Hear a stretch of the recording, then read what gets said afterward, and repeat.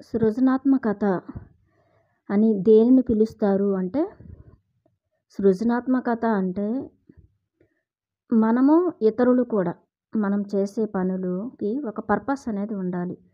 మనం ఏది చేసినా గానీ, ఆ పనిలో ఎలా ఉండాలంటే మనము ఉచ్చ స్థితికి ఎదగాలి. వాళ్ళు ఉచ్చ స్థితికి ఎదగాలి. అక్కడ ఒక మెసేజ్ అనేది ఉండాలి అని చెప్తున్నారనమాట. ఆత్మ పరిణితి అనేది ఆత్మ పరిణితి చెందాలి. అవేకనింగ్ అనేది అవ్వాలి అందరూ కూడా. నిజమైనటువంటి ఆ సత్యం అనేది అక్కడ ఉండాలి అని చెప్తున్నారు. అప్పుడు అది మన హృదయానికి ఎదుటి వాళ్ళ హృదయానికి కూడా ఒక సేతువును, ఒక రామసేతులాగా, అది బ్రిడ్జ్ లాగా ఉంటుంది అని చెప్తున్నారు. అలాంటి సందేశాన్ని మనం ఇవ్వాలి. అలాంటి సృజనాత్మకత. నేను ఒక ఉదాహరణ చెప్తాను. నా చిన్నతనంలో మాకు ప్రైవేట్ మాస్టర్ ఉండేవారు మా పల్లెటూరులో, మా విలేజ్లో. ఇప్పుడంటే మేము ఇక్కడ సిటీలో ఉంటున్నాం. అక్కడ విలేజ్లో వాళ్ళు పట్నాయక్స్ అనమాట. కరణం మాస్టారు, రామానందం మాస్టారు. ఆ మాస్టారు ఎంత పరిశుద్ధాత్మ అంటే ఆయనకి ఏ స్వార్థమో లేదు, ఏమీ అసలు డబ్బులు ఆశించేవారు కాదు. ఆయన లక్ష్యం ఒకటే. ఆ పల్లెటూరులో ఉన్న ప్రతి పిల్లలు, వాళ్ళు ఎన్నో కులాలు, మతాలు, జాతులు వాళ్ళు ఉన్నారు. కానీ మనిషి అయి ఉంటే చాలు, వాళ్ళ ఇంట్లో పిల్లలు ఉంటే చాలు. ప్రతి ఇంటికి వెళ్ళి వాళ్ళు పూరి గుడిసెలో ఉన్నారా, వాళ్ళు ఎవరు అనేది ఆయన చూసేవారు. ఆ ఇంట్లో పిల్లలు ఉంటే చాలు, వాళ్ళని ఉదయం 5 గంటలకి ఆయన ఉదయం 3ంటికి నిద్రలేచి అక్కడ శివాలయం దగ్గర ఒక చేతి పంపు ఉంటుంది కదా, బోరింగ్ దగ్గర స్నానం చేసి ఆయన పూజలు చేసుకొని అప్పుడు చక్కగా ఆయన 5ంటికి ఇంటింటికి తిరిగి ఆ పిల్లలు మంచం మీద నిద్రపోతూ ఉంటే వాళ్ళని నిద్ర లేపి, అమ్మా లే అని పేరు పెట్టి లేపి, వాళ్ళందరిని లేపి పదండి ప్రైవేట్కి పదండి అని చెప్పేసి ఇంటింటికి తిరిగి ప్రతి గడపకు వెళ్ళి ఆ ఊర్లో ఉన్న ఒక పిల్లాడిని కూడా వదలకుండా వాళ్ళని తీసుకుని వెళ్ళి వాళ్ళకి అక్షరాభ్యాసాలు చేయించి, ఆయన సొంత డబ్బులతో చేయించి వాళ్ళకి చదువు చెప్పేవారనమాట ఆయన. ఈరోజు నాకు ఈ స్పష్టత, తెలుగు మీద ఎంత గ్రిప్పు, ఈ స్పష్టత, ఒక భగవద్గీత కానీ, వేదాలు ఏవైనా నేను ఉపనిషత్తు గ్రంథాలు కానీ చక్కగా నేను అద్భుతంగా చదవగలను. అంత అద్భుతంగా ఆయన మాకు మన పత్రిజీ ఎలా అయితే శ్వాస మీద ధ్యాస, శాకాహారం అని పదే చెప్తూ ఉంటారో చెప్పింది, అలా ఆయన కూడా మా చేత అలా అక్షరాభ్యాసం చేయించి అక్షరాలు, ఇంక ఇవన్నీ గుణింతాలు, అన్ని లెక్కలు అన్నీ కూడా చక్కగా నేర్పించేవారనమాట. ఆయన కూర్చోబెట్టి అద్భుతంగా ఉదాహరణలతో అన్నీ నేర్పించి ఊరంతా కూడా అందరూ టీచర్సు ఇలా అయ్యేవారనమాట. ఆయన దగ్గర చదువుకున్న వాళ్ళంతా టీచర్స్ అయ్యేవారు. మంచి జాబ్స్లో వాళ్ళు సెటిల్ అయ్యారు. ఆయన మళ్ళీ నైట్ స్కూల్లో కూడా చెప్పేవారు. నైట్ స్కూల్ అంటే వ్యవసాయం చేసుకునే యూత్ ఉంటారు కదా, వ్యవసాయం చేసుకునే వాళ్ళు స్కూల్స్కి వెళ్ళరు. ఒక ఇంట్లో కొంతమంది పిల్లలు ఉంటే ఒకరిని ఇద్దరిని స్కూల్కి పంపించేవాళ్ళు, కొందరిని వ్యవసాయం చేయించేవారు తల్లిదండ్రులు. రైతులు అనమాట మా ఊర్లో అందరూ, వ్యవసాయ పొలాలు ఉంటాయి. మళ్ళీ ఆ పిల్లలను తీసుకుని వచ్చి రాత్రిపూట కూర్చోబెట్టి వాళ్ళకి రాత్రి 9 వరకు ఆయన ఆ రోజుల్లో నా చిన్నతనంలో నేను చూసింది చెప్తున్నాను. 90లోని అలా 80 నుంచి 90 వరకు నేను ఇదంతా చూడగలిగాను. అంటే నా ఊహ తెలిసింది నాకు 90 నుంచి ఇలాగ. అయితే అలా అదంతా నేను చూడగలిగేదాన్ని. ఆ గురువమ్మ గారు ఉంటారు, ఆ మాస్టర్ గారి భార్య. ఆవిడైతే ఎప్పుడు పూజలు చేసుకుంటూ ఇంట్లో పూలవనాలు, పూల తోటలు మంచిగా అసలు అద్భుతంగా, అసలు ఆ వాతావరణం. వాళ్ళ ఇల్లు కూడాను చక్కగా తాటికమ్మల ఇల్లు, మట్టి ఇల్లు చల్లగా ఉండేది వాళ్ళ ఇంట్లో. ఆమె ఎప్పుడు ధూప నైవేద్యాలతోని ఆమె ఎప్పుడు కూడా అసలు ఎంత ఒక లక్ష్మీ కళ ఉట్టిపడేదనమాట అమ్మవారి దగ్గర, గురువమ్మ గారి దగ్గర ఈ మాస్టారు. అయితే ఆయనకి ఎప్పుడు కూడాను ఈ ఊర్లో ఉన్న వాళ్ళంతా కూడాను రూపాయి డబ్బులు ఇవ్వలేదండి. ఆయన విద్య నేర్పించారు, చదువు చెప్పేవారు ఆయన. వీళ్ళంతా వ్యవసాయం చేసుకున్న వాళ్ళంతా ఏం చేసేవాళ్ళంటే వాళ్ళకి సరిపడా కూరగాయలు, పళ్ళు, ఇంకా వాళ్ళకు సరిపడా ధాన్యం, ఊరంతా వాళ్ళకి పండిన పంటలన్నీ, ఇంటికి వచ్చిన పంట వాళ్ళకు ముందు ఇచ్చేవాళ్ళు అన్నమాట. అలా ఉండేది. అంటే ఈరోజు మనం సృజనాత్మకత అంటే అలా ఉండాలి.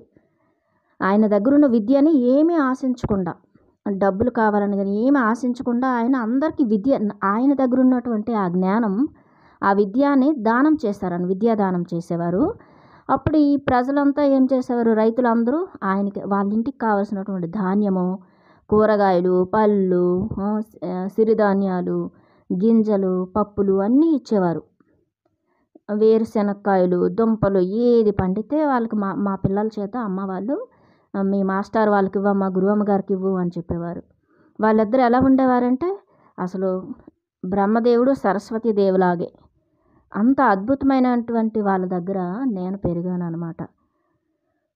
నేను కూడా ఊరంతా పిల్లలంతా అక్కడ వెళ్ళి ప్రైవేట్ చదువుకుండేవారు. ఆయన ఇంకా ప్రైవేట్ చెప్పేవారు, మళ్ళీ స్కూల్ కూడా ఆయన చెప్పేవారు. స్కూల్లో కూడా మాస్టర్గా ఉండేవారు. ఆయన స్కూల్ మాస్టర్ కాదు, గవర్నమెంట్ ఆయనకి జాబ్ రాలేదు. జాబ్ రాకపోతే ఆయన విద్యని ఇలాగ వృధా పోకూడదు అని డిప్రెషన్కి వెళ్ళకుండా ఆయన ఏం చేసేవారంటే ఇలాగ విద్యను పంచేవారనమాట. అసలు ఏం ఆశించకుండా. మళ్ళీ స్కూల్కి కూడా వచ్చేవారు. ఆయనకేమీ డబ్బులు రావు, కానీ కూర్చోబెట్టి ఈ టీచర్స్ అంతాను సోంబేరుల్లాగా చక్కగా వచ్చి కుర్చీల మీద నిద్రపోయేవాళ్ళు టీచర్స్, గవర్నమెంట్ టీచర్స్. కానీ ఆయన మాత్రం కష్టపడి చదువు చెప్పేవారు మాకు. చూడండి ఎంత అద్భుతమో. అలాగా మా పల్లెటూరులో ఉన్న వాళ్ళంతా కూడా చక్కగా అద్భుతంగా చదువు విద్య నేర్చుకుని ఎంతో ఉన్నత స్థితిలో ఉన్నారు. ఇప్పుడు అందరూ కూడా డాక్టర్స్ అయిన వాళ్ళు ఉన్నారు, ఇంజనీర్లు ఉన్నారు, అన్ని రంగాల్లో ఉన్నారనమాట వాళ్ళంతా. అంత అద్భుతం అనమాట ఆ మాస్టారు, ఆ గురువమ్మ గారు కూడా. అసలు నిజంగా అలా ఏమి ఆశించకుండా ఒక స్త్రీ ఎప్పుడైనా సరే ఇప్పుడున్నారంటే స్త్రీలు భర్తని డబ్బులు తీసుకురా ఏదో ఒక విధంగాని పోరు పెడుతూ ఉంటారు. కానీ ఆ తల్లి అస్సలు ఏమీ ఆశించలేదు. మేము కూరగాయలు ఏది తీసుకెళ్ళినా తీసుకొని చక్కగా మమ్మల్ని కూర్చోబెట్టి మాట్లాడి ఏంటి విషయాలు, ఎలా ఉన్నారు అని ఇంటి విషయాలు అడిగి తెలుసుకొని ఎంత అద్భుతంగా అస్సలు ఉండేవారు మా గురువమ్మ గారు. అది సృజనాత్మకత అంటే విద్యని దానం చేసేవారు వాళ్ళు ఏమి ఆశించకుండా. ఇప్పుడు చూస్తే మనం ఒక స్కూల్కి వెళ్తే ఎంత అండి ఫీజులు, లక్షల్లో. ఎలాగనమాట విద్యను అమ్ముకుంటున్నారు. అన్నింటిని కళలు, విద్యని, భోజనం అన్నీ అమ్ముతున్నారు, ఆహారాన్ని అమ్ముతున్నారు అనమాట. అలా అప్పుడు ఎలా ఉండి ఎక్స్చేంజ్ చేసుకునేవాళ్ళు. ఆయన విద్యని ఇస్తే వీళ్ళంతా పండిన పంటలు ఇచ్చేవారు వాళ్ళకి, అంతే. అక్కడ కాగితం కానీ చిల్లర కానీ పైసలు ఏమీ ఉండేవి కాదు. అసలు ఎంత కల్మషం లేకుండా మేము పెరిగామంటే అంత కల్మషం లేకుండా పెరిగాము. మళ్ళీ ఈ పిల్లలందరికీ జాబులు వచ్చేవారికి ఆయన 1000 కళ్ళతో ఎదురు చూసేవారు. నువ్వు ఉద్యోగంలో అప్లై చేయి, నువ్వు ఇది చెయ్యి, అది చెయ్యి అని ఆయన ఎన్నెన్నో పేపర్లు చదివి అందరికీ ఉద్యోగాల్లోనే మళ్ళీ గైడ్ చేసేవారు. ఆయన చూడండి ఎంత అసలు ఈరోజు ఎవరి దగ్గరైనా ఇంత విద్య ఉందంటే నాకేంటి లాభం, నేను నీకు చెప్తే అని చెప్తున్నారు. వాడే లోపల దాచేసుకుంటున్నాడు ఇంకెందుకు అని చెప్పేసి, నాకే లాభం లేదు నేను ఎందుకు చెప్పాలి అని చెప్పేసి. అలా ఉందన్నమాట ఇప్పుడు. ఒక జ్ఞానం కానీ, విద్య కానీ, ఏదైనా ఒక కళ, ఒక ఆర్ట్ ఏదైనా సరే, ఒక మ్యూజిక్ కానీ, ఒక డ్యాన్స్ కానీ ఏదైనా నాకేంటి లాభం అంటున్నారు. ఎంత చూడండి పైశాచికత్వం పెరిగిపోయిందనమాట. అది సృజనాత్మకత అంటే. ఇంకా మనం చూస్తే దేనికైనా ఒక పర్పస్ ఉండేది, ఒక మెసేజ్ ఉండేది. ఒక మెచ్యూర్ ఫంక్షన్ చేస్తే మా చిన్నతనంలో మా మెచ్యూర్ ఫంక్షన్లు ఎందుకు చేసేవారంటే ఒక పెళ్లి కూతురులాగా చక్క పూల జడలు కుట్టి, చక్క లంగా ఓని వేసి, పెళ్లి బొట్టులు పెట్టి, పసుపు పారాణీలు రాసి చక్క ఊర్లో ఉన్న పిల్లలందరినీ పిలిపించుకొని వాళ్ళకి మేము స్పెషల్గా భోజనం పెట్టుకునేవాళ్ళం, ఫ్రెండ్స్ భోజనం అని చెప్పేసి. అప్పుడు మా ఇంట్లో ఏవైతే పండుతాయో మన పొలంలో ఆ వాటితోనే వంటలు చేసి వాళ్ళకు భోజనాలు పెట్టుకుని చక్కగా అందరూ తిని అందరూ సాయం చేసుకునేవాళ్ళండి, వంటలు చేసుకునేవాళ్ళు. ఊరంతా వచ్చి ఆ వంటల్లో పాల్గొని కూరగాయలు తరిమేసి వంటలు చేసేసి భోజనాలు పెట్టేసి ఆకులు తీసేసి అవన్నీ తోమేసి అంత చక్కగా అందరూ ఒకరికొకరు హెల్పింగ్ నేచర్ ఉండేది, సహాయం చేసుకునేవాళ్ళు. ఒక ఫంక్షన్ అయితే ₹1 ఖర్చు కూడా పడేది కాదండి ఒక ఇంట్లో ఫంక్షన్ అయితే. ఈరోజు చూస్తే ఆడంబరాలు, డెకరేషన్లు, ఇంకా స్టేజ్లు, ఇంకా ఈ నాన్ వెజ్లు అయితే గొర్రెలు, మేకలు, చేపలు, రొయ్యలు, ఇవి అవి తాబేళ్ళు మాంసాలని రకరకాలు పెట్టి ఇంకా బంధువుల్ని విపరీతంగా పిలుచుకొని వీడియోలు, ఆడియోలు, సినిమా ఇవంతా ఏవేవో చేసేసి ఫ్రీ షూటింగ్లు ఇవన్నీ చేసేసి లక్షలు 10 లక్షలు ఇలాగ ఒక మిడిల్ క్లాస్ వాడు కూడా ఒక 6-7 లక్షలు ఖర్చు పెట్టేస్తున్నాడు అనమాట. అప్పు చేసి కూడా బర్త్డే ఫంక్షన్లని అవన్నీ ఇవన్నీ చేసేసి పిచ్చెక్కిపోతున్నారనమాట. అంటే చూడండి అక్కడ ఏముంది సృజనాత్మకత, ఏముంది మెసేజ్ అది. అప్పుడు మా చిన్నతనంలో అయితే ఏమయ్యేదంటే ఒక మెచ్యూర్ ఫంక్షన్ చేస్తే ఇదిగోండి పిల్ల పెద్ద మనిషి అయ్యింది, పెళ్ళి ఈడొస్తుంది. మన అంటే అన్నదమ్ములు ఎవరైనా ఉంటారు కదా దగ్గర వాళ్ళు, బంధువులు.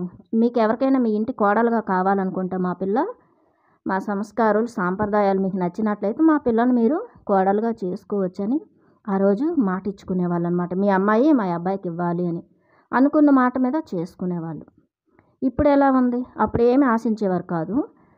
ఆ అమ్మాయి మంచిగా భక్తి ఉంది, మంచి జ్ఞానం ఉంది, మంచి సంస్కారం ఉంది, ఆ పిల్ల కుటుంబాన్ని పిల్లల్ని అద్భుతంగా నడిపించగలదు ఒంటి చేతి మీద అని చెప్పేసి ఆ స్త్రీలు అలా ఉండేవారండి. 100 మంది ఉమ్మడి కుటుంబాలని 100 మందిని కూడా ఒంటి చేతి మీద నడిపించేవారు. నా చిన్నతనంలో నేను చూసేదాన్ని. మా ఊర్లో మా పెద్దమ్మలు అందరూ అన్ని రకాల వాళ్ళని చూశాను. ఓర్పు, సహనం, స్త్రీలంటే ప్రేమ, మరి చక్కగా కేరింగు, సున్నితత్వంతో ఉండేవాళ్ళు. ఇప్పుడు మనం చూస్తే ఆడంబరం, స్త్రీలు కూడా ఈ ప్యాకేజ్, వాడు ఎన్ఆర్ఐ ఉండాలి, వాడికి ఇంత ఒక 5 లక్షల ప్యాకేజ్ రావాలి, కనీసం 2 లక్షల జాబ్ అయినా జీతమైనా ఉండాలి, వాడి వెనకతలు ఎన్ని బ్యాంక్ బ్యాలెన్స్ ఉంది, వాడి జాబు అన్నీ చూసేస్తున్నారు. వాడు మనిషి కాకపోయినా పర్వాలేదు, వాడు మృగం రాక్షస లక్షణాలున్నా పర్వాలేదు, వాడు మృగమైనా పర్వాలేదు, వాడికి ఇచ్చి పెళ్లి చేస్తున్నారు. ఆడంబరాలు. మా అమ్మాయిని ఎన్ఆర్ఐకి ఇచ్చాం, మా అమ్మాయిని ఇంత పొజిషన్లో ఉన్నవాడికి ఇచ్చాము, ఇంత డబ్బు సంపాదిస్తున్నాడు, డబ్బు ఇన్ని అపార్ట్మెంట్లు ఉన్నాయండి, ఇన్ని కార్లు ఉన్నాయండి, ఇంత భూములు ఉన్నాయండి, ఇన్ని సైట్లు ఉన్నాయండి అని చెప్పుకుంటున్నారు గర్వంగా. కానీ ఆ పెళ్ళి చేసుకున్న తర్వాత వాళ్ళిద్దరూ ఒక నెల రోజులైనా ఎమడలేకపోతున్నారు. వాళ్ళ అన్నీ వాడి అసలు స్వరూపం బయటపడిపోతూ ఉంటుంది అన్నమాట. ఆ క్రూరత్వము, ఆ జంతు లక్షణాలు అన్నీ బయటపడతాయి. మృగత్వం, ఆ రాక్షసత్వం అంతా బయటపడి ఇద్దరు కొట్టుకొని హత్యలేం చేసుకుంటున్నారు, లేదంటే విడాకులు ఇచ్చుకుంటున్నారు. ఎందుకంటే అక్కడేముంది సృజనాత్మకత ఆ పెళ్ళిలో? పూర్వకాలంలో అయితే అలా కాదు. మన సాంప్రదాయము, మన యొక్క ఆర్ట్స్, కళలు అన్నీ తీసుకుని వెళ్ళి అక్కడ అత్తవారింట్లో స్త్రీలు అవన్నీ మా కన్న తల్లిదండ్రులు ఏం చెప్పేవారంటే, అమ్మ అత్తవారింట్లోని మన సాంప్రదాయము, మన సంస్కారం అన్నీ కూడా అక్కడ చూపించి పుట్టింటికి మెట్టింటికి కూడా పేరు తెచ్చుకొని చక్కగా కలిమిలేనింటిని కావిడి కట్టి చక్కగా నేర్పుతో జీవించమ్మా అని చెప్పేవారు. ఇప్పుడు అలా కాదు. చిటికేస్తే నువ్వు వచ్చేస్తే మేము చూసుకుంటాం వాడిని అని చెప్తున్నారు. అలా ఏముంది సృజనాత్మకత ఇప్పుడు? ఏంటిలా పెళ్ళిలో కూడా బిజినెస్, అది ఒక ఇదైపోయిందనమాట. అంతా డబ్బుతో ముడిపడి ఉందన్నీ. మనం ఉదాహరణకి సీతాయనం బుక్ చదివాం కదా, సీతాయనం కొత్తగా మనకు వచ్చింది, డీనా మరియం ఆథర్ రచించారు. అయితే సీతామాతని జనక మహారాజు, ఆయన జనక మహారాజు కాస్త జనక మహర్షి అయ్యారు. ఆయన ఎంతో తపస్వి, యోగి. ఆయన ఏం చేశారో ఆయన దేశంలో ఎంతో చక్కగా ప్రజలకి ఎంతో మంచి విద్యాబుద్ధులు, జ్ఞానము అన్నీ నేర్పించారు. పొదుపు చేసుకోవడం, ఆదా చేసుకోవడం, ఆహారాన్ని ఎంత అవసరమో అంతే అడవుల నుంచి ఆహారాన్ని పొందడం, అంటే స్వార్థం కోసం అంతా దోచుకోవడం కాకుండా ఇతర మూగజీవులకు కూడా కొంత వదిలి కొంత మనం అడవుల నుంచి తెచ్చుకోవడం, ఇట్లాంటివన్నీ ఆయన బోధించి ప్రజల్ని కన్నబిడ్డల్లాగా పాలించి వాళ్ళందరికీ ఎన్నో నేర్పించారు. వాళ్ళు ఆడంబరాలకు వెళ్లకుండా కలిమిలేముల్లో కూడాను సమానంగా ఆయన వాళ్ళందరికీ నేర్పించారు ఎలా ఉండాలో అని. సీతమాత కూడా ఆడంబరాలకు వెళ్ళేవారు కాదు. వాళ్ళ దగ్గర కలంకారీ ఆర్ట్స్ ఉండేవన్నమాట. కుండల మీద కలంకారీ బొమ్మలు ఇవన్నీ వేశారు. బట్టల మీద కలంకారీ బొమ్మలు, నేత, చేనేత అవన్నీ ఉండేవన్నమాట ఆర్ట్స్. అవన్నీ కూడాను సీతామాతకి ఆయన అదే చెప్తారు, నువ్వు ఇక్కడ నుంచి అక్కడ అయోధ్యకి అక్కడికి వెళ్ళి మన యొక్క సంస్కృతి సాంప్రదాయము, నీ సంస్కారము అంతా కూడా అక్కడ అద్భుతంగా వాళ్ళ లోపల ఆ ప్రజలకి నేర్పించాలి అని చెప్పారు జనక మహారాజు సీతామాతకి.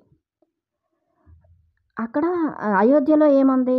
వాళ్ళు ఏంటంటే మొత్తం అయోధ్యలో ఏంటంటే రాజ్యాలు విస్తరించుకోవడం, యుద్ధాలు, ఆడంబరాలు, అక్కడ పగలు, ప్రతీకారాలు, కుట్రలు అన్నీ ఉంటాయండి అక్కడ. మందర తెలుసు కదా, కైకేయితో ఎలాగా చర్చలు చేసేది, అన్ని కుట్రలు. కానీ ఇక్కడ జనక మహర్షి చాలా సింపుల్ లివింగ్, హై థింకింగ్, ఉన్నంతలో సంతృప్తిగా జీవిస్తూ ఎక్కువ తపస్సు, ఎక్కువ యోగులు, మునులు, ఋషులతో మీటింగులు, ఆయన చక్కగా వాళ్ళ యొక్క సలహాలు, సంప్రదింపులు తీసుకొని ప్రజలను పరిపాలించేవారు. ప్రజలకు అన్నీ నేర్పించేవారు. వాళ్ళ స్వపరిపాలన అనేది నేర్పించారు. స్వయంగా వ్యవసాయం పండించుకోవడం నేర్పించారు. ఇలాంటివన్నీ చేనేత వృత్తులు నేర్పించారు. వాళ్ళకి ఎప్పుడు కూడాను ఒకరి దగ్గర చేయి చాపుకోకుండా వాళ్ళకు ఉన్నంతలోనే వాళ్ళు జీవించేలాగా నేర్పించారు. ఉన్నప్పుడే కలిమిలేముల్లోనైనా, కష్ట సుఖాల్లోనైనా, సుఖ దుఃఖాల్లోనైనా ఎలా ఉండాలి అని చెప్పేసి ఆయన నేర్పించారు. అలాగా అప్పుడు సీతామాతకి జనక మహారాజు అదే చెప్తారు, తల్లి ఇక్కడ నేను ఏదైతే నీకు నేర్పించానో ఈ సంస్కృతి ఇదంతా కూడా, ఈ సంస్కారం అంతా అక్కడ అందరికీ నువ్వు నేర్పించాలి. అక్కడ అది లేదు అని చెప్పారు. అక్కడ ఆడంబరాలు ఉన్నాయి. దేశాలు అంటే అక్కడ దేశ విస్తరణ అనేది ఉంది, కానీ అక్కడ ఏమీ లేదు. అక్కడ ఇదంతా వెలుగు. హృదయాన్ని ఈయన హృదయాన్ని పెంపొందించారనమాట జనక మహారాజు. ఇక్కడ ప్రజల్లో హృదయాన్ని విచ్చుకునేలా చేశారు. అందుకు వాళ్ళు ఉన్నంతలో సంతృప్తిగా హాయిగా జీవించేవారు. ప్రకృతి ప్రేమికులు, జంతు ప్రేమికులు. అక్కడ హింస అనేది ఉండేది కాదు, జీవహింస ఉండేది కాదు అక్కడ. అలాగే ఇవన్నీ కూడా సీతామాత అక్కడికి వెళ్ళి నేర్పిస్తూ ఉంటుంది నెమ్మదిగా అక్కడ ప్రజలకి. ఆమె యొక్క ఇవన్నీ కూడా అలాగనమాట. అది సృజనాత్మకత అంటే. ఒక పెళ్ళి అంటే ఏంటి, ఒక అమ్మాయి అబ్బాయి పెళ్ళి చేసుకుంటే వీళ్ళ సాంప్రదాయం అక్కడ వాళ్ళ సాంప్రదాయం వీళ్ళు నేర్చుకోవడం అనేది ఉంటుంది అనమాట. ఇప్పుడు మనమే ఉన్నాం అనుకోండి, మనకు ఆత్మజ్ఞానం ఉంది. మన పిల్లలు వేరొకరి ఇంటికి వెళ్ళారనుకోండి, అక్కడ ఆత్మజ్ఞానం అక్కడ లేదు ఆ యొక్క కుటుంబంలో. అప్పుడు మనం ఏం చేస్తాం, మనకున్న ఆత్మజ్ఞానాన్ని, శాకాహార ప్రాముఖ్యతని అంతా వాళ్ళకి మనం బోధిస్తూ ఉంటాం, చెప్తూ ఉంటాం అంతే. అలాగా అదనమాట సృజనాత్మకత అంటే. దేనికైనా ఒక ఇది ఉండాలి, మెసేజ్ ఉండాలన్నమాట, మీనింగ్ ఉండాలని చెప్తున్నారు. అప్పుడు ఇద్దరు వాళ్ళు మనము అందరం కూడా ఉన్నత స్థితికి, వచ్చే స్థితికి ఎదుగుతారు అని చెప్తున్నారు. ఆత్మజ్ఞానం వైపు, హృదయం వైపు మరి ఎదుగుతారు అని చెప్తున్నారు. ఇలా ఎన్నో మనం చూసుకుంటే ఈరోజు అన్నీ బిజినెస్ అయిపోయింది. నాకేంటి లాభం అని చెప్తున్నారు. వాళ్ళ దగ్గర ఉన్న ఏదైనా ఒక ఆర్ట్ నేర్పించాలంటే డబ్బు పే చేయాలి. ఏదైనా ఒక టెన్నిస్ కానీ, ఇలాంటివి ఏవైనా ఫుట్బాల్ కానీ, ఇవేవైనా పిల్లలు నేర్చుకోవాలంటే, క్రికెట్ కానీ కోచింగ్కి పంపిస్తే లక్షల్లో ఫీజులు కట్టాల్సి వస్తుంది. ఒక ఆర్ట్ ఏదైనా నేర్పించాలంటే. పూర్వం అలా ఉండేది కాదు, అన్నీ ఫ్రీగా ఉండేవన్నమాట అసలు ఏదైనా కానీ. అలాగా అదే సృజనాత్మకత అంటే. ఏమీ ఆశించకుండా ఎదుటి వాళ్ళకి ఇవ్వగలగాలి. అప్పుడు దానిలో ఉన్నటువంటి ఆ సారం అనేది అందుతూ ఉంటుంది ప్రకృతి సహజంగా. అది ప్రకృతి సహజంగా ఆ యొక్క ఎనర్జీ అనేది అక్కడ ఫామ్ అవుతుందన్నమాట. లేదంటే ఇక్కడ ఏ సారము ఉండదు. డబ్బులు తీసుకుని ఏది నేర్చుకున్నా అందులోనే ఏమీ ఉండదన్నమాట.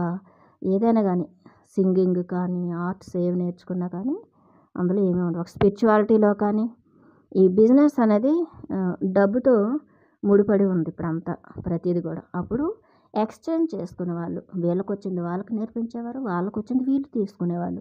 అలా వీళ్ళ దగ్గర ఉన్న వాళ్ళకి, వాళ్ళ దగ్గర ఉన్న వీళ్ళు తీసుకోవడం జరిగేది. వస్తు మార్పిడి ఉండేదన్నమాట. అందుకు మనుషులు కూడా చాలా మంచి హృదయంతో ఉండేవారు. పల్లెటూర్లలో కూడా మంచి హృదయం, పోటీతత్వం ఉండేది కాదు. ఎవరిని చూసి వాళ్ళు పోల్చుకునేవాళ్ళు కాదు. వాళ్ళ ప్రకృతి మాతతో, భూమాతతో కనెక్ట్ అయ్యి చక్కగా ఉండేవాళ్ళు. అది సృజనాత్మకత అంటే. ఈరోజు వ్యవసాయ రంగం చూస్తే అది కూడా పొల్యూట్ అయిపోయింది. అది బిజినెస్సే. ఎంత భూములు ధరలు విపరీతంగా ఆకాశాన్ని అంటుకున్నాయి. ఎవరైనా వ్యవసాయం చేయలేకపోతున్నారు. అన్నీ డబ్బు డబ్బు డబ్బు. పూర్వకాలంలో నా చిన్నతనంలో అయితే ఎలా ఉండేదంటే, మా చిన్నతనంలో వ్యవసాయం చేస్తే అందరూ కుటుంబ సభ్యుల ఊర్లో అందరం కూడా వ్యవసాయం సహాయం చేసుకునేవాళ్ళు. ఈరోజు వీళ్ళ పొలం పనులు అయిపోయిన తర్వాత మరి ఇంకో రోజు ఇంకొకరు పొలం పనులు చేసుకునేవాళ్ళు. అందరూ కలిసి వెళ్ళి ఉమ్మడిగా చేసుకునేవాళ్ళు అనమాట పనులు, కలిసిమెలిసి గ్రూప్గా. అది ఆ యొక్క కుటుంబ చైతన్యం కానీ, గ్రూప్ కాన్షియస్నెస్ అంటాం కదా, అంత అద్భుతంగా ఉండేవారు. ఈరోజు పల్లెటూర్లలో కూడా డబ్బు డబ్బు డబ్బు. ఇలా కొంచెం చిన్న పని చెప్పామంటే వేళ్ళల్లో అడుగుతున్నారనమాట. అలా ఉంది. చేయలేకపోతున్నాం వ్యవసాయాలు కానీ ఇవన్నీ. అలా ఉన్నారనమాట. ఎందుకు అలా మనిషి అలా తయారయ్యారంటే, అలా మనీ మైండ్ అయిపోయిందనమాట దేనికైనా. అక్కడ స్వచ్ఛమైన హృదయం లేదు. అది అలా ఒక అంటువ్యాధిలాగా అంటుకుంది, డబ్బు పిచ్చి. కాబట్టి సృజనాత్మకత అనేది ఇలాగనమాట.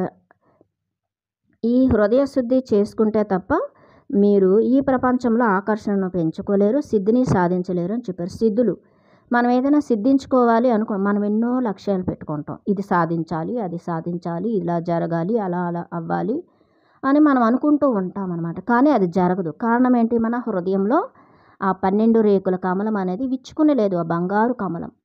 ఆ హృదయం నుంచి ప్రేమ అనేది మరి ఆ హృదయం అనేది వికసించలేదు కమలం.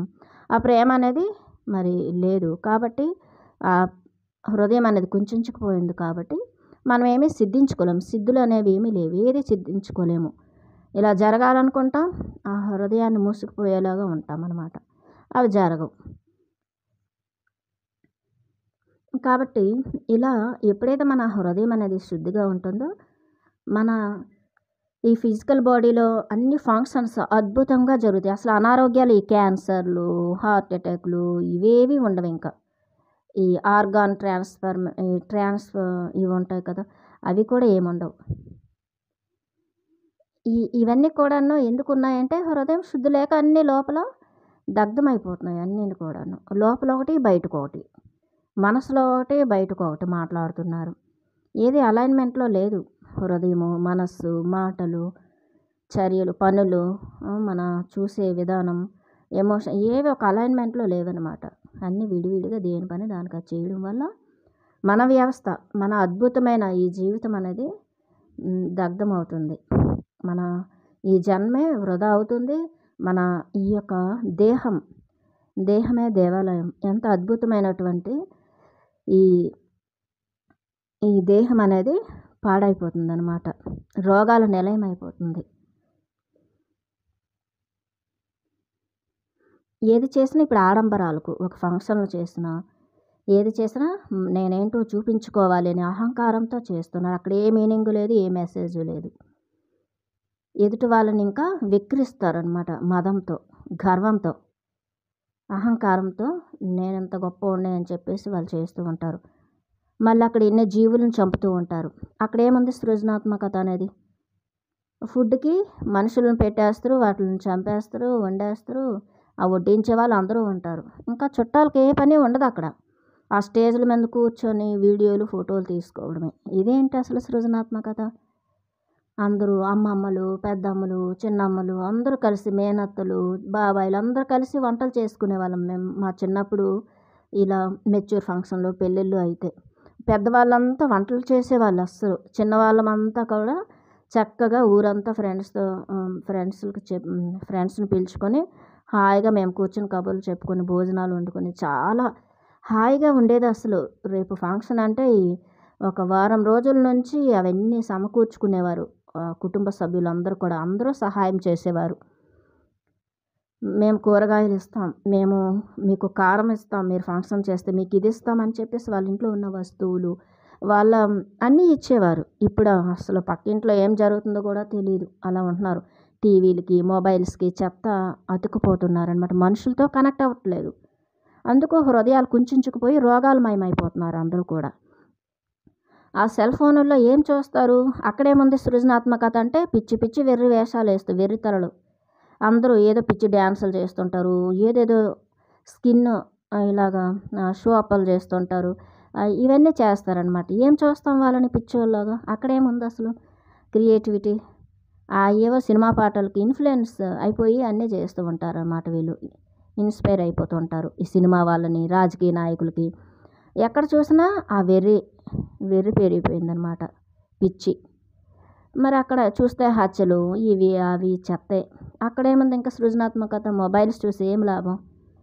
కాబట్టి ఏదైనా ఒక లైట్, కాంతి వైపు మనం వెళ్ళాలి. వెలుగు వైపు, వెలుగుని పంచేది, వెలుగునిచ్చేది, మన ఆత్మను ఉన్నత స్థితికి తీసుకుని వెళ్ళేది, మరి మన హృదయాన్ని వికసింపచేసేవి మాత్రమే మనం ఈ యొక్క ఎలక్ట్రికల్ గ్యాడ్జెట్స్లో మనం చూడగలగాలి. ఇప్పుడు ఒక మొబైల్లో కానీ, ఒక టీవీలో కానీ అది చూడండి ఎంత దారుణంగా ఉంటాయి టీవీ ఛానల్స్. యుద్ధాల గురించి అవన్నీ, హత్యల గురించి చెప్పి అసలు పిచ్చెక్కిపోయేలా చెప్తారనమాట. దారుణంగా ఉంటుంది. ఈ జనాలందరూ అవి చూసి వాళ్ళకి అసలు అదంతా ఏంటి బిజినెస్ అనమాట. వ్యూస్ కోసం, డబ్బు కోసం. జరిగిందేమో చీమంత జరుగుతుంది, వీళ్ళేమంచి సముద్రం అంత చూపిస్తారనమాట చెత్త. ఎందుకంటే జనాలందరూ అది చూసి భయభ్రాంతులు అయిపోయి భయాలకి లోబడిపోయి బానిసత్వంలో ఉంటారు. బానిసత్వం టీవీ న్యూస్ ఛానల్స్ వాళ్ళకి, ఈ సినిమా వాళ్ళకి, రాజకీయ నాయకులకి, అన్ని రంగాల్లోనూ బానిసత్వం. ఎవరు కూడాను ఇండివిజువల్గా ఆ సోల్ లెవెల్లో మరి స్వేచ్ఛగా ఉండలేకపోతున్నారన్నమాట. అది ఇంకా ఎన్నో సృజనాత్మకత పేరు మీద చూస్తే ఇంకా సాంకేతికత, సైన్స్, మన ఇప్పుడు సైంటిస్టులు అసలు ఇలాంటి గ్యాడ్జెట్స్లు అన్నీ కూడాను మరి ఎన్నో కనిపెట్టారు కదా, వాళ్ళు కూడా డివైజెస్. ఏంటి అవంటే వాళ్ళకున్నటువంటి మేధస్సుతోని అణుబాంబులు కనిపెట్టారు. ఎందుకు? అణుబాంబు వేసేస్తే ఆ దేశం అంతా కూడా స్మాష్ అయిపోతుంది, నేను మాత్రమే ఉండాలి, నేనే బాగుండాలి, మా దేశం ప్రజలు మాత్రం బాగుండాలి, ఇది ఆలోచన. ఎంత ఫన్నీగా, ఎంత చైల్డిష్ మెంటాలిటీ చూడండి. ఇలాంటి వాళ్ళు పరిపాలనలో ఉన్నారు. పిచ్చోడి చేతిలో రాయిలాగా ఉందన్నమాట ఇప్పుడు ప్రపంచం. అందుకు ఆధ్యాత్మికవేత్తలు మాత్రమే మరి పరిపాలనలో చెయ్యాలి అని చెప్పారు మహాత్ములు. అలాంటి వాళ్ళంతా ఇప్పుడు ఉన్నారు. పోటీతత్వం, ఏ పిచ్చి పిచ్చి గొడవలు, ప్రపంచాలు దేశాల మధ్యన కూడా ఆ దేశ నాయకులు కూడా కొట్టుకొని చేస్తున్నారు అనమాట, చిన్న చిన్న విషయాలకు చైల్డిష్ మెంటాలిటీస్తో. ఇంకా వాళ్ళేం పరిపాలిస్తారు ప్రజల్ని? కాబట్టి ఇప్పుడు ఎవడు మనకు దిక్కు కాదు, మన ఆత్మే మనకు దిక్కు. మన హృదయం, మన ఇంట్యూషన్తో మనం ఉండాలి. మనం చక్కగా అద్భుతంగా మనం ఇలాంటి గ్రంథాలు, స్పిరిచువల్ సైంటిస్టులు రచించినటువంటి గ్రంథాలు మనం చదువుకుంటూ ఇలాంటి అద్భుతమైనటువంటి జ్ఞానాన్ని తీసుకుని మనమే దిక్కు. ఇప్పుడు ఇంకెవరు మనకి ఇక్కడ ఏమీ చేయలేరు అసలు. వాళ్ళు మనల్ని అధోగతి పాలైతే చేయగలరు, ఈ రాజకీయ నాయకులు, ఈ సినిమా రంగం వాళ్ళు, ఎడ్యుకేషన్ సిస్టమ్ కానీ, అన్ని వ్యవస్థలు, ఆర్థిక వ్యవస్థ, బ్యాంకింగ్ సిస్టమ్ అంతా అలాగే ఉంది. అక్కడ చూస్తే అది బిజినెస్సే. ఈఎంఐలు అని చెప్పేసి, లోన్లు అని చెప్పేసి, ఫోన్లు చేసి వీళ్ళు బాగా బ్రెయిన్ వాష్ చేసేసి ఆ లోన్లు తీసుకుని అలా చేసి వీడి జీవితాంతం వాడికి నచ్చినా నచ్చకపోయినా చచ్చినట్లు ఆ ఈఎంఐలు కట్టుకుంటూ బతకాల్సిందే. అది లేదంటే ఇంకా ఆత్మహత్యలు చేసుకోవాల్సిందే. అదంతా డార్క్. ఇదంతా కూడా ఈ డార్క్ ఫేజ్లోకి ఇప్పుడు వెళ్ళకూడదు, వెలుగులోకి మనం వెళ్ళాలి. అప్పుడు మన హృదయం అనేది వికసిస్తూ ఉంటుందన్నమాట. మన దగ్గర విద్య ఉన్న, జ్ఞానం ఉన్న ఫ్రీగా మనకు పత్రిజీ, పితామహ బ్రహ్మర్షి పత్రిజీ అన్నీ ఫ్రీగా పంచమని చెప్పారు. నీ దగ్గర ఏది ఉంటే అది ఫ్రీగా అందరికీ నేర్పించు, నీకు ఏది వస్తే అది నేర్పించు. విద్య ఉంటే విద్య చెప్పు అందరికీ, జ్ఞానం ఉంటే జ్ఞానాన్ని బోధించు ఫ్రీగా, ఏమి ఇక్కడ డబ్బులు తీసుకోవద్దని చెప్పారు, ఫ్రీ ఆఫ్ కాస్ట్. అది సృజనాత్మకత అంటే. అది ఒక లీడర్ క్వాలిటీస్ ఇలా ఉంటాయన్నమాట. ఒక లీడర్షిప్ క్వాలిటీస్ అనేవి ఒక పత్రిజీలా ఉండాలి. ఎంతోమంది వచ్చారు భూమి మీద, ఎంతోమంది, బుద్ధుడు, స్వామి వివేకానంద, వీళ్ళంతా కూడా వచ్చి, కృష్ణుడు, రాముడు, ఎంతోమందిని మనకు తెలుసు, కొన్ని లక్షల మంది ఉన్నారు, జీసస్, వీళ్ళంతా కూడా ఎంతో అద్భుతంగా పనిచేసి ఎంతో జ్ఞానాన్ని ఇచ్చి, ఋషులు, యోగులు, మునులు, తపస్సులు, అవధూతలు, జ్ఞానులు ఎంతోమంది వచ్చి ఎన్నో చేశారు. ఇప్పటికే ఉన్నారు భూమి మీద ఎంతోమంది, ఎన్నో విధాలుగా వెలుగు వైపు కూడా పనిచేస్తున్నారు వీళ్ళంతా.